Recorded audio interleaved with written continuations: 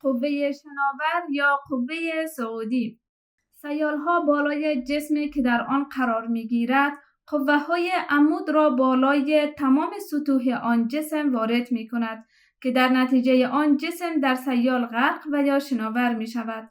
همین قوه وارده از طرف سیال بر روی جسم را به نام قوه صعودی یا شناور یاد می‌کند و یا قوه صعودی در مقابل وزن جسم یعنی قوه جاذبه زمین عمل کرده و سبب کاهش وزن جسم می گردد. همین وزن کاسته شده جسم برابر است با وزن مقدار مایع بیجا شده توسط جسم که بیان کننده اصل رشمدوس است. شناوری جسم با کثافت جسم در مقایسه با کثافت سیال مرتبط می باشد.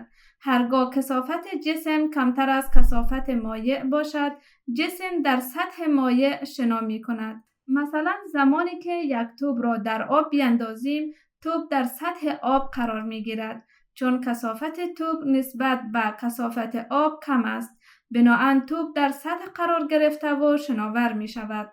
نمونه دیگری آن کشتی ها اند که با وجود داشتن وزن زیادشان روی آب شنا می کنند چون کثافت کشتی ها از کثافت آب بحرها کمتر است و همچنان آب یک مقدار قوه‌ای را بر روی کشتی وارد می کند که سبب کاهش وزن کشتی شده که این وزن کاسته شده کشتی مساوی است به وزن مقدار آبی که توسط کشتی بیجا می شود.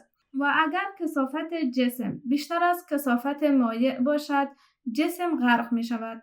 مثلا قایق شکسته و سوراخ شده با وجودی که از کشتی کوچک است، در سطح آب به حالت شناور قرار نمی گیرد چون با وارد شدن آب در داخل آن کثافت قایق افزایش یافته و غرق می شود.